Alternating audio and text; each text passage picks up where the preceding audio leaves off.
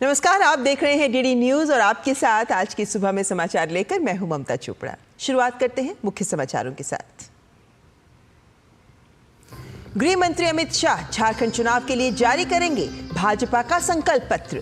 3 रैलियां कर विरोधियों को देंगे चुनौती।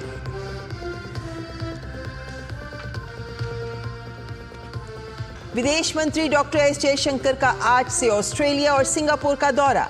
द्विपक्षीय संबंधों पर करेंगे चर्चा।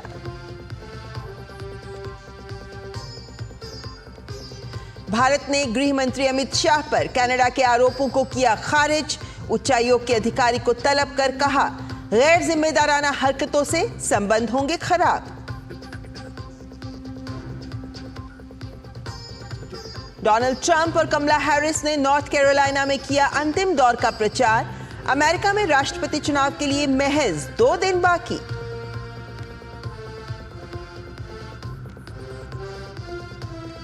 और रोमांचक दौर में पहुंचा मुंबई टेस्ट। तीसरे दिन न्यूजीलैंड आज दूसरी पारी में 9 विकेट पर 171 रन से आगे खेलना किया शुरू। टर्निंग पिच पर भारत पर न्यूजीलैंड को 143 रन की बढ़त।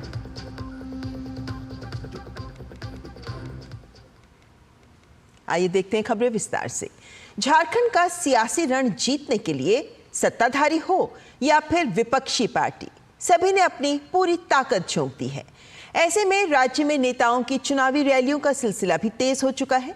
इसी कड़ी में गृह मंत्री अमित शाह आज झारखंड चुनाव के लिए भाजपा का संकल्प पत्र जारी करेंगे। इस मौके पर झारखंड प्रभारी शिवराज सिंह चौहान, सह प्रभारी हेमंत बिस्व शर्मा और प्रदेश अध्यक्ष बाबूलाल मरांडी मौजूद रहेंगे। दरअसल बीजेपी झारखंड विधानसभा चुनावों के लिए पहले ही पंचप्रण जारी कर चुकी है, जिसमें 5 वायदे किए गए हैं और माना जा रहा है कि संकल्प पत्र भी इसी पंचप्रण के इर्द गिर्द घूमता नजर आएगा।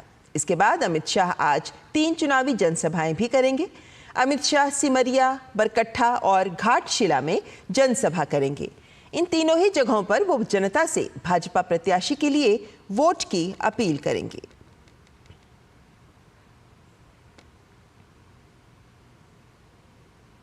झारखंड में इंडी गठबंधन कई सीटों पर दोस्ताना मुकाबले के साथ चुनावी मैदान में है। रांची में संयुक्त प्रेस वार्ता कर झामुमो, कांग्रेस, राजद और भाकपा माले ने कहा कि झारखंड में वे एक साथ मजबूती से चुनाव लड़ेंगे। हालांकि कुछ 1-2 सीटों पर जल्द ही अंतिम फैसला लिया जाएगा।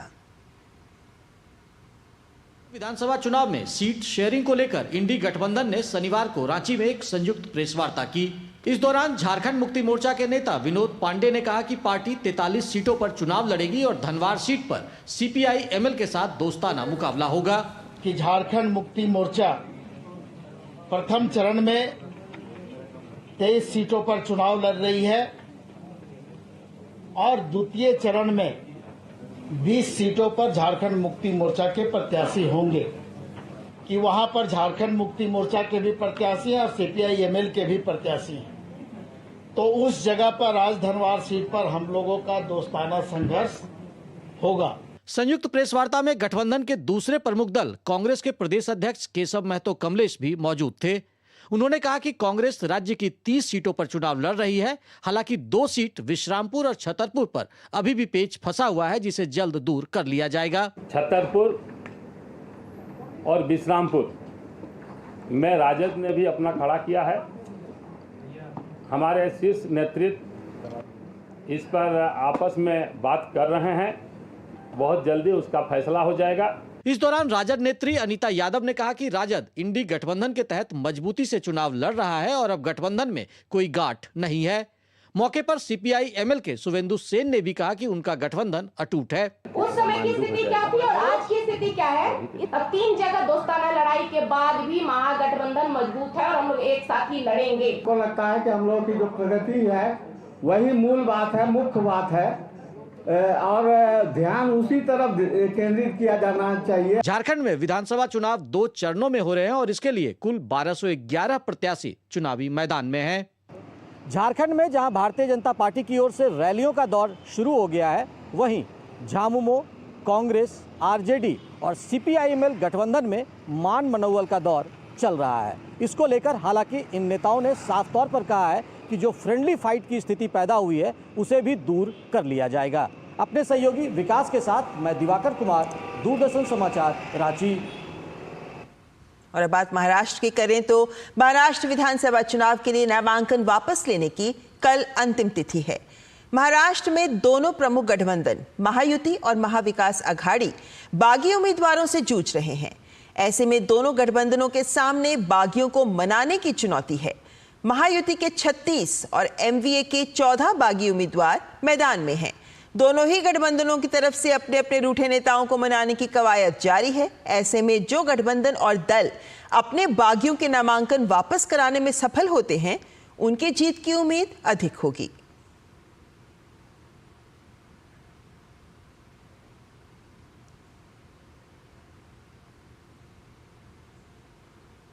वायनाड लोकसभा उपचुनाव के लिए कांग्रेस नेता राहुल गांधी आज कांग्रेस उम्मीदवार प्रियंका गांधी वाड्रा के साथ जनसभा को संबोधित करेंगे। राहुल और प्रियंका गांधी सुबह 11:15 बजे वायनाड के मंतावडी स्थित गांधी पार्क में संयुक्त रूप से जनसभा को संबोधित करेंगे। वायनाड के पूर्व सांसद राहुल गांधी इसके बाद मल्लपुरम जिले के एरिकोड में एक जनसभा को संबोधित करेंगे, जबकि प्रियंका गांधी वायनाड में 3 अन्य नुक्कड़ सभाओं को संबोधित करेंगी, जहां 13 नवंबर को लोकसभा उपचुनाव के लिए मतदान होना है। वायनाड सीट के लिए प्रियंका गांधी का मुकाबला भाजपा की युवा नेता नव्या हरिदास के साथ है।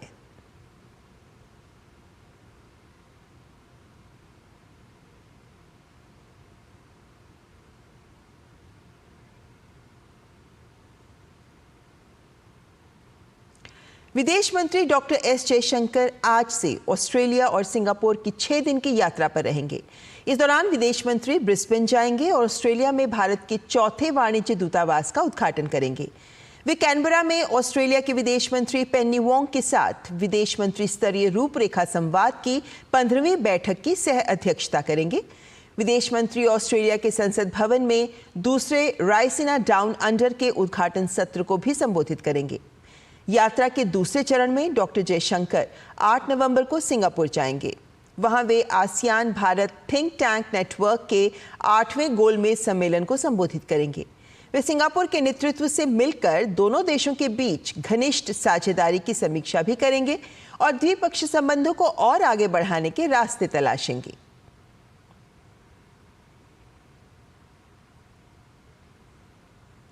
कनाडा के मंत्री की ओर से केंद्रीय गृह मंत्री अमित शाह के खिलाफ लगाए गए आरोपों को लेकर भारत ने कड़ी आपत्ति और नाराजगी जताई है। भारत ने कनाडाई उच्चायोग के प्रतिनिधि को तलब किया। विदेश मंत्रालय के प्रवक्ता रणधीर जायसवाल ने कहा कि गृह मंत्री पर कैनेडियन मंत्री मॉरिसन की टिप्पणियां बेबुनियाद हैं। उन्होंने कड़ा संदेश देते हुए कहा कि इस तरह की गैर जिम्मेदाराना हरकतों के द्विपक्षीय संबंधों पर गंभीर परिणाम होंगे।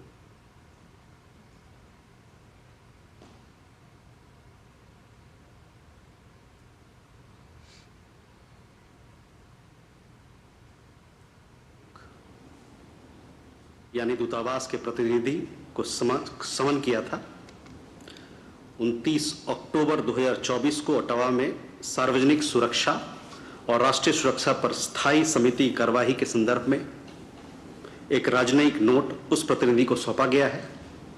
उस नोट में बताया गया कि भारत सरकार उप मंत्री डेविड मॉरिसन द्वारा समिति के समक्ष भारत के केंद्रीय गृह मंत्री के बारे में व्यक्त किए गए अनर्गल और निराधार संदर्भों को कड़े से कड़ा विरोध करती है। कनाडा के उच्च अधिकारी भारत को बदनाम करने और अन्य देशों को प्रभावित करने की एक सुविचारित रणनीति के तहत जानबूझकर अंतर्राष्ट्रीय मीडिया को निराधार आक्षेप लीक करते हैं। यह रहस्य उद्घाटन उस दृष्टिकोण की ही पुष्टि करता है जो भारत सरकार लंबे समय से वर्तमान कनाडा सरकार के राजनीतिक एजेंडा और उसके व्यवहार के तौर तरीके के बारे में रखती रही है। इस तरह की गैर जिम्मेदाराना कार्रवाइयों से द्विपक्षीय संबंधों पर गंभीर परिणाम होंगे। त्योहारी मौसम में अगर आप भी रेल यात्रा की योजना बना रहे हैं तो ये खबर आपके लिए है। उत्तर मध्य रेलवे ने छठ के मौके पर यात्रियों की बढ़ती संख्या को देखते हुए अपनी व्यापक तैयारी की है और छठ के मद्देनजर यात्री आसानी से अपने गंतव्य स्थानों तक पहुंच सके, इसलिए रेलवे लगभग 50 ट्रेनें चला रहे हैं। रेलवे न केवल ट्रेन बल्कि यात्रियों की सुरक्षा के भी मजबूत इंतजाम कर रही है।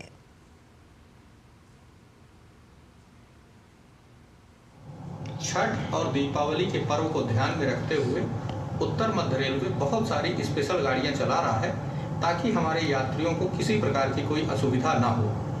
अभी हम लोग लगभग प्रतिदिन 9 से 10 एनसीआर की ओरिजिनेटिंग ट्रेन, और जैसा कि आप सबको पता ही है कि एनसीआर एक पासिंग रेलवे है, यहाँ से बहुत सारे लोग उत्तर पूर्व की ओर, बिहार की ओर अपने गंतव्य पे जाना चाहते हैं, छठ के पर्व को मनाना चाहते हैं, तो हम लोग बहुत सारी पासिंग ट्रेन भी चला रहे हैं।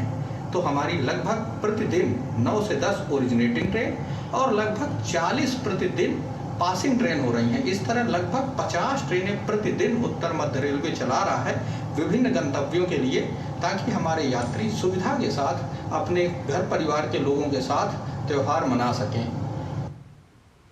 और भारतीय रेल आपकी सुरक्षा के लिए भी कदम उठा रही है।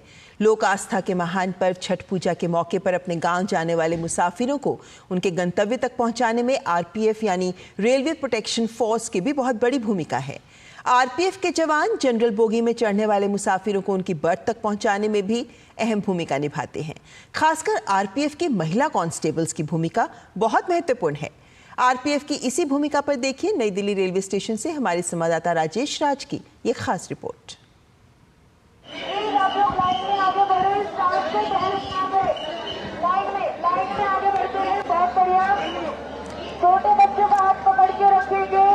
भारतीय रेल की अनेक सुविधाएं लोगों को पसंद आ रही हैं, लेकिन इन सुविधाओं को आम लोगों तक पहुंचाने के लिए, आम मुसाफिरों तक पहुंचाने के लिए जो आरपीएफ के जवान हैं वो बहुत बड़ी भूमिका का निर्वहन कर रहे हैं।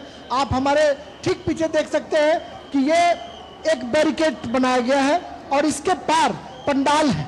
इस पंडाल के बाद यहाँ पर इन मुसाफिरों को रोककर इसलिए रखा गया है ताकि प्लेटफॉर्म पर कोई भगदड़ ना हो। आरपीएफ के लोग यहाँ पर तैनात हैं जो गेट को खोलते हैं और फिर यहीं से मुसाफिर जो है वो अंदर आते हैं। हम बात कराते हैं आपको। देखिए ये आरपीएफ के जवान हैं, कितनी दिक्कतें आ रही हैं, कितनी चुनौतियां आ रही हैं और किस तरीके से आप लोगों की सेवा कर रहे हैं। सर ये चुनौतियां हमने पहले आती थी, आज इसको ये जो इंक्लोजर लगाए गए हैं ये रेलवे और आरपीएफ की मदद से 100% हमारा ये सेफ है, कोई स्टैम्पेड नहीं होता इसके कारण, और जो जितने भी यात्री हैं बड़े सेफ एंड साउंड जाते हैं। अनवरत कई दिनों से ये इसी तरीके से लोगों को प्रेरित कर रही है, लोगों को इंस्ट्रक्ट कर रही है। कितनी चुनौतियां आ रही हैं सर? 24 तारीख से हमारी ड्यूटी लगी हुई है और चुनौतियां तो सर हम सीखते रहते हैं इन सब से, और ये हमारा सर मोटो भी है, सेवा ही संकल्प है।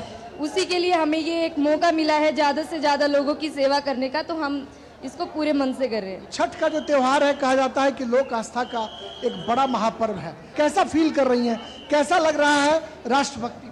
सर देखिए हमारी जो नौकरी है वो पब्लिक डीलिंग की ही है, और ये सारा जो वर्ग है वो एक मजदूर वर्ग है सर, और सब लोग ज़्यादातर जर्नल डिब्बे में यात्रा करने वाले हैं, तो इनके लिए जितना भी हम लोग कर पा रहे हैं अपनी पूरे मन से कर रहे हैं, और बहुत अच्छा लग रहा है कि हम इनको इनके घरों तक पहुंचा पा रहे हैं। आरपीएफ की भूमिका यहाँ पर खत्म नहीं होती है, बल्कि लाइन लगाकर उन्हें बैरिकेड से बाहर निकालकर ट्रेन की बोगियों तक बिठाना भी मुसाफिरों के लिए एक बड़ा उनके लिए धर्म है। ये लोक आस्था का महापर्व छठ के मौके पर आरपीएफ के जो लोग हैं वो अपनी भूमिका का निर्वहन कर रहे हैं। कैमरामैन पीयूष वर्मा के साथ नई दिल्ली रेलवे स्टेशन से मैं राजेश राज, डीडी न्यूज के लिए। सुरक्षा और अन्य व्यवस्थाओं के साथ साथ भारतीय रेल आपके स्वास्थ्य की भी चिंता करती है। नई दिल्ली रेलवे स्टेशन पर भारतीय रेल मुसाफिरों के लिए इलाज की व्यवस्था भी कर रही है। मेडिकल कैंप प्लेटफॉर्म नंबर 16 पर मौजूद है, जहां इलाज के लिए मुसाफिर आ रहे हैं। हमारे संवाददाता राजेश राज ने नई दिल्ली रेलवे स्टेशन पर रेलवे के मेडिकल कैंप का जायजा लिया। नंबर प्लेटफॉर्म है नई दिल्ली रेलवे स्टेशन का, जहां पर रेलवे के द्वारा देखिए ये तमाम चिकित्सक यहाँ तैनात हैं, दवाइयाँ हैं, ब्लड प्रेशर की मशीनें हैं, थर्मामीटर हैं, तमाम तरह की जो दवाएं हैं जो फर्स्ट एड के लिए उपलब्ध होती हैं वो रखी गई हैं। और देखिए एक युवा हैं वो भी यहाँ पर इलाज कराने के लिए पहुँचे हैं। हम डॉक्टर साहब से बात करेंगे। डॉक्टर साहब, क्या नाम है आपका? गौरव शर्मा। गौरव जी, आप कई दिनों से यहाँ पर आप कैंप लगा रहे हैं। किस तरीके का मुसाफिरों के लिए किस तरीके की ये सुविधा है, मेडिकल सुविधा आप प्रदान कर रहे हैं? कितना राहत जो है इससे मरीजों को मिल रहा है? हमारे पास डेली कम से कम 50 पेशेंट का हम उनको अटेंड कर रहे हैं। कोई पेशेंट ऐसा क्रिटिकल पेशेंट है उसको हम रेफ़र नियर बाई जो भी हॉस्पिटल हैं उनको वहाँ रेफ़र भी कर रहे हैं। युवा मुसाफिर हैं जिनके हाथ जो हैं कि क्या हुआ आपको? को कुछ कीड़ा ने काट दिया था। ट्रेन से आप सफ़र कर रही हैं? हम लोग राजधानी, डिब्रूगढ़ राजधानी। आप ट्रेन में सफ़र कर रही हो, अगर आपको ये दिक्कत थी तो आपको बाहर जाना पड़ता, लेकिन प्लेटफॉर्म पर आपको इलाज मिल गया। रेलवे की इस सुविधा को कैसे देखती हैं? अच्छा लगा हमको। टाइम मैनेजमेंट हुआ, बाहर जाना नहीं पड़ा और यहीं पे मिल गया, इसलिए अच्छा लगा। और सर लोग ने अच्छे से ये ट्रीट किया, फर्स्ट एड किया, अच्छे से किया। रेलवे ने जिस तरीके का इंतजाम किया है उसमें एक युवा होने के नाते आप कैसे देख रही हैं इसको? ये अच्छी बात है। बाहर जाके हम लोग को बाहर जाके फार्मेसी वगैरह ढूंढने की जरूरत नहीं पड़ी और हमें स्टेशन पे ही मिल गई। अच्छी बात है और ऐसा हर जगह होना चाहिए। देखिए, ये मेडिकल सुविधा के बारे में कहा जाता है कि ये अकस्मात सेवा है और किसी को भी ज़रूरत पड़ सकती है। और जिस तरीके से यहाँ पर रेलवे के द्वारा मेडिकल सुविधा उपलब्ध कराई गई है, ऐसे वक्त में जब लाखों लोग अपने गंतव्य तक पहुँचने के लिए जद्दोजहद करने में जुटे हुए हैं, ऐसे में यह मेडिकल सुविधा नई दिल्ली रेलवे स्टेशन के प्लेटफॉर्म नंबर 16 पर ये उपलब्ध है। जो कोई मुसाफिर यहाँ पर आए जिनको आवश्यकता हो वो ट्रेन से आकर के उतर के या प्लेटफॉर्म पर चढ़ते वक्त वो आकर यहाँ मेडिकल सुविधा प्राप्त कर सकते हैं और अपनी जो उनकी दिक्कतें हैं उसको सहूलियत में तब्दील कर सकते हैं। कैमरामैन पीयूष वर्मा के साथ नई दिल्ली रेलवे स्टेशन से मैं राजेश राज, डीडी न्यूज़ के लिए। को लेकर बाजार भी सजे हैं, बताएंगे आपको, लेकिन फिलहाल यहां रुकेंगे एक ब्रेक के लिए। एक ऐसा तबका जो रिटायरमेंट के बारे में आज भी बिल्कुल नहीं सोचता वो है औरतें। औरतें कमा के भी वनरेबल हैं। सो एनपीएस एक इक्वालिटी ला रहा है। हम सब एक बराबर प्लेटफॉर्म पे हैं। अपने बेहतर कल को सुनिश्चित करने के लिए एनपीएस जरूरी है।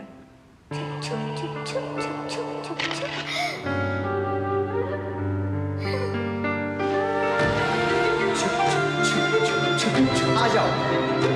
Yes papa. जिंदगी किसी के लिए नहीं रुकती, हम भी आपको कहाँ रुकने देंगे। जिंदगी के हर मोड़ पर LIC है तो इंश्योर्ड है। LIC हर पल आपके साथ। लोक आस्था के महापर्व छठ की शुरुआत 5 नवंबर से नहाय खाय के साथ होने वाली है। इसे लेकर बाजारों में भी रौनक दिखने लगी है। लोग व्रत के लिए सूप के साथ मिट्टी के चूल्हे की खरीदारी कर रहे हैं। इस व्रत के लिए बिहार की राजधानी पटना में हो रही तैयारियों पर आइए देखते हैं ये रिपोर्ट। बिहार में आस्था के महापर्व छठ की शुरुआत 5 नवंबर को नहाय खाय के साथ होने वाली है। इसके बाद खरना, अस्ताचलगामी और उदीयमान सूर्य को अर्घ्य देने के साथ ये महापर्व समाप्त होगा। 4 दिनों तक चलने वाले छठ को लेकर बिहार के बाजारों में रौनक दिखने लगी है। लोग व्रत के लिए ज़रूरी सामानों की खरीदारी कर रहे हैं और शहर में छठ को लेकर कई जगह दुकानें सज चुकी हैं। बिहार का छठ पर्व बहुत महत्वपूर्ण है। हम लोग खरीदारी के लिए दीपावली के बाद खरीदारी के लिए आए हैं। धीरे धीरे खरीदारी हो रही है। आज थोड़ा बहुत भीड़ है। पटना के वीरचंद पटेल मार्ग पर छठ को लेकर कई अस्थायी दुकानें लगाई गई हैं। यहाँ पर एक मुस्लिम महिला रुखसाना खातून भी व्रत के लिए मिट्टी का चूल्हा बना रही है। उन्होंने बताया कि विजयदशमी के बाद से वो छठ के लिए मिट्टी का चूल्हा बनाना शुरू कर देती हैं। इसमें वो साफ सफाई का खास ध्यान रखती हैं। साथ ही विजयदशमी के बाद मांसाहार का भी त्याग कर देती हैं। इस बार चूल्हा का दाम है 120 रुपया। छठी मैया के लिए हम लोग को दिल में बहुत आस्था है, बहुत प्रेम है कि हम लोग इन लोग को अच्छा मानते हैं, कदर करते हैं, इज्जत करते हैं कि अच्छे से हिंदू लोग करें पर्व और खुशी से रहें, हम लोग भी खुश रहें। छठ पूजा में बांस की बिनाई किए सूप की सबसे ज़्यादा ज़रूरत होती है। बगैर सूप के भगवान सूर्य को अर्घ्य नहीं दिया जा सकता। सूप में ही फल, ठेकुआ और दूसरी पूजन सामग्रियां रखकर अर्घ्य दिया जाता है। पटना के कई इलाकों में छठ पर्व के लिए सूप का बाजार सजकर तैयार हो चुका है। इस बार सूप की कीमत 70 रुपये से 100 रुपये के बीच है। मांग के अनुसार कीमतों में और भी बढ़ोतरी हो सकती है। हालांकि छठ के लिए खरीदारी आने वाले 2 दिनों में और भी तेज हो जाएगी। दुकानदार बताते हैं कि इस बार बिक्री पहले से ज़्यादा अच्छी है। बिक्री आज से ही है, गाइडर से बिक्री होना शुरू हो गया है और सूप दोहरा का भी रेट भी है जो है कि है ज़्यादा 75 है, 90 है। और सूप जो है मार्केट में उतना आया नहीं है। सूप जो है कि फिर 13 साल कैसे बिका था, 200 रुपये 150 रुपये सूप बिका था और उसी तरह रहेगा। दूसरी तरफ घाटों पर व्रतियों की सेवा में कोई कमी नहीं रहे, इसको लेकर के सीएम नीतीश कुमार भी लगातार निरीक्षण कर रहे हैं। निरीक्षण के दौरान मुख्यमंत्री ने घाटों पर उचित प्रकाश व्यवस्था, राहत टीमों की तैनाती और बैरिकेडिंग जैसे सुरक्षा उपायों को लेकर निर्देश दिए। मुख्यमंत्री महोदय द्वारा जो है पूरा निरीक्षण किया गया है। यहाँ पर छठ पर्व को लेकर के जो है वो हमेशा की तरह जो है पूरी तैयारी है और पुलिस जो है वो पूरी तरह से जो है वो तैयार है। डिप्लॉयमेंट जो है वो फाइनलाइज हो गया है। पर्याप्त संख्या में जो है वो घाटों को भी सुरक्षित रखने के लिए जो है और जो हमारे श्रद्धालु आएंगे उनकी सुरक्षा को देखते हुए हम लोगों ने तैयारी कर ली है। इसके अलावा किसी भी आपात स्थिति से निपटने के लिए मेडिकल सुविधाएं और अन्य ज़रूरी इंतजामों पर विशेष ध्यान देने के निर्देश दिए गए हैं। Bureau report, DD news. और अब बात अमेरिकी चुनाव की। अमेरिकी राष्ट्रपति 2024 के लिए रिपब्लिकन पार्टी के डोनाल्ड ट्रंप और डेमोक्रेटिक पार्टी की कमला हैरिस के बीच कांटे की टक्कर है। दोनों नेता मतदाताओं को लुभाने की पुरजोर कोशिश कर रहे हैं। जैसे जैसे चुनाव नजदीक आ रहे हैं, दोनों एक दूसरे को नकारात्मक प्रचार के जरिए कम दिखाने में लगे हुए हैं। इसी के मद्देनजर डीडी न्यूज़ के संवाददाता अमृतपाल ने पेनिसिल्वेनिया में आने वाले चुनाव को लेकर चल रही तैयारियों को लेकर इनका जायजा लिया।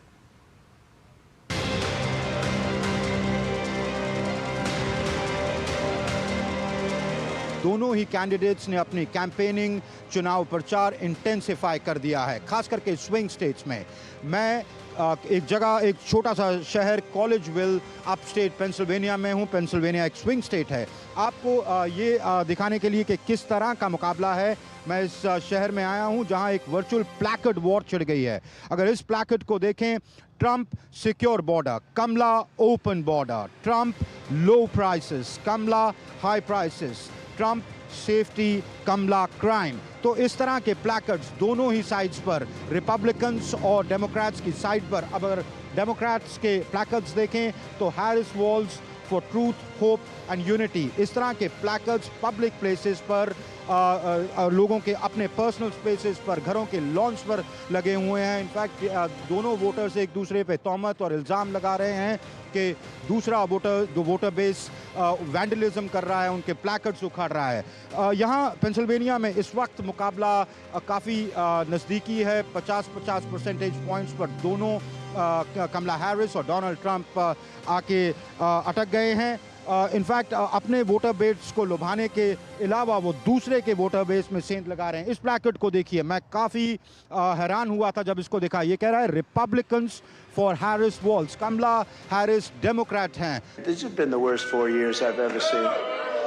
Gross incompetence, but total failure, disaster under Kamala Harris. Nobody knows I say all the time, if you say Harris, nobody knows who the heck we're talking about, right? One of the most consequential elections of our lifetime, and we have work to do, but we like hard work. तो clearly वो Republican voters को वू कर रही हैं। एक दूसरे के voter base में सेंध लगाना ये क्लियरली दिखाता है, दर्शाता है कि इस बार लड़ाई कितनी नज़दीकी है, कितनी करीबी है। टक्कर, कांटे की टक्कर है और स्विंग स्टेट्स ये तय कर सकती हैं कि अगले 4 साल के लिए ओवल ऑफिस में कौन बैठेगा। I think that it's very heated. Both sides are kind of like either scared or they hate each other. The individuals that's running right now should bring more of unity and instead of division. with the false narratives that's being pursued on both parties, Republican and Democratic. They're not bringing a unity. The Democrats are very concerned that their base might not come out. Hardcore Republicans are charged up, but there's a big question of whether or not Donald Trump is going to get the votes that he needs as well. Cameraman Sanjay जैना के साथ Amritpal Singh, कॉलेजविल, upstate Pennsylvania. और अब खबर खेल जगत से। Mumbai test में न्यूजीलैंड ने भारत को जीत के लिए 147 रन का लक्ष्य दिया है। तीसरे दिन 171 रन पर 9 विकेट से आगे खेलने उतरी न्यूजीलैंड की टीम 174 रन पर ढेर हो गई। एजाज पटेल का विकेट रविंद्र जडेजा ने लिया। पहली पारी में 5 विकेट लेने वाले रविंद्र जडेजा ने दूसरी पारी में भी 5 विकेट लिए और इस तरह उन्होंने टेस्ट मैच में 10 विकेट लिए। ताज़ा समाचार मिलने तक भारत ने 147 रन के लक्ष्य का पीछा करते हुए बिना नुकसान के 11 रन बना लिए हैं। आज डीडी न्यूज का स्थापना दिवस है। 3 नवंबर 2003 को भारत में न्यूज प्रसारण के क्षेत्र में एक नए युग की शुरुआत हुई, जब देश के एकमात्र स्थलीय सह उपग्रह समाचार चैनल डीडी न्यूज ने अपने सफर की शुरुआत की। अपनी स्थापना के बाद से ही समाचार के क्षेत्र में पहले से मौजूद तमाम निजी चैनलों को कड़ी टक्कर देते हुए डीडी न्यूज संतुलित, निष्पक्ष और सटीक समाचार देने की अपनी महती जिम्मेदारी का सफलतापूर्वक निर्वहन करते हुए समाचार की दुनिया में 21 सालों से अपना परचम लहरा रहा है। आइए देखिए ये खास रिपोर्ट और हमें दीजिए इजाजत। नमस्कार।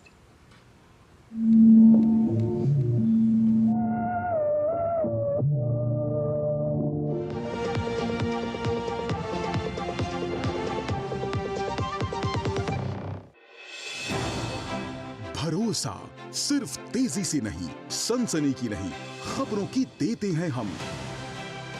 यही है रिश्ता आपका हमारा। डीडी न्यूज के शानदार और यादगार सफर के 21 वर्ष पूरे हो गए हैं। अपने इस ऐतिहासिक सफर के दौरान डीडी न्यूज ने एक स्वायत्त सार्वजनिक सेवा समाचार प्रसारक के रूप में नैतिकता, निष्ठा और निष्पक्षता का दामन कभी नहीं छोड़ा। खबरों को बिना सनसनीखेज बनाए पूरी सच्चाई के साथ दर्शकों तक पहुंचाना डीडी न्यूज का ध्येय रहा है। यही वजह है कि डीडी न्यूज को जहां दर्शकों का अथाह प्यार मिला, वहीं उनका भरोसा और विश्वास भी इस पर लगातार बढ़ता गया। इसका प्रमाण है रॉयटर्स इंस्टीट्यूट 2022 और CSDS का सर्वे, जिसमें डीडी न्यूज को देश का सबसे भरोसेमंद समाचार चैनल बताया गया। 3 नवंबर 2003 को डीडी मेट्रो चैनल को 24 घंटे के समाचार चैनल में बदलकर डीडी न्यूज को लॉन्च किया गया था। अपनी स्थापना के बाद से ही अपने फलक को लगातार विस्तार देते हुए डीडी न्यूज समाचार प्रसारण के क्षेत्र में नित नई ऊंचाइयों को छू रहा है। वर्तमान में डीडी न्यूज 4 भाषाओं में समाचार प्रसारित करता है। इनमें हिंदी, उर्दू, संस्कृत और सांकेतिक भाषाओं में समाचार शामिल हैं। न्यूज बुलेटिन और प्राइम टाइम शो के अलावा डीडी न्यूज खेल, स्वास्थ्य, सिनेमा, कला और संस्कृति समेत अंतर्राष्ट्रीय घटनाओं पर करंट अफेयर्स शो के साथ ही महत्वपूर्ण विषयों पर स्पेशल प्रोग्राम भी प्रसारित करता है। डीडी न्यूज समय समय पर अनेक महत्वपूर्ण अवसरों और विभिन्न राज्यों में चुनावी प्रक्रियाओं के दौरान ग्राउंड जीरो से विशेष डीडी कॉन्क्लेव का आयोजन और प्रसारण भी करता है। गणतंत्र दिवस परेड या स्वतंत्रता दिवस समारोह का सीधा प्रसारण हो या देश के संवैधानिक पदों पर बैठे गणमान्य व्यक्तियों और संस्थानों जैसे राष्ट्रपति, उपराष्ट्रपति, प्रधानमंत्री, भारत के मुख्य न्यायाधीश या चुनाव आयोग की कवरेज, डीडी न्यूज पूरी जिम्मेदारी के साथ अपने इस दायित्व को भी बखूबी अंजाम देता है। इसके साथ ही देश विदेश में आयोजित अंतर्राष्ट्रीय सम्मेलनों, समारोहों को भी डीडी न्यूज अपने दर्शकों तक पहुंचाता रहा है। देश के कोने कोने की खबरों को जनता तक उनकी भाषाओं में पहुंचाने में डीडी न्यूज सबसे आगे है। इसके लिए देश भर के सभी जिलों में 900 से अधिक स्ट्रिंगरों के साथ डीडी न्यूज के पास 30 क्षेत्रीय समाचार इकाइयां या ब्यूरो हैं, जो 23 भाषाओं और बोलियों में 170 से अधिक समाचार बुलेटिन प्रसारित करते हैं। डिजिटल और सोशल मीडिया पर भी डीडी न्यूज पूरी तरह से सक्रिय है। Social media platform X, Facebook, Instagram या यूट्यूब चैनल के माध्यम से 24 घंटे लोगों तक नवीनतम समाचार पहुंचाता रहता है। X पर डीडी न्यूज के 12 लाख फॉलोअर्स हैं और यूट्यूब चैनल पर 60 लाख से ज्यादा सब्सक्राइबर हैं। खबरों में सच्चाई, विविधता और पत्रकारिता के उच्च नैतिक मानदंड को कायम रखते हुए डीडी न्यूज पिछले 21 वर्षों से न केवल जनता की उम्मीदों पर खरा उतरा है, बल्कि उनका भरोसा और विश्वास जीतने में भी सफल रहा है। डीडी न्यूज की यही खासियत उसे तमाम निजी समाचार चैनलों से अलग और विशेष बनाती है। Bureau report, DD news.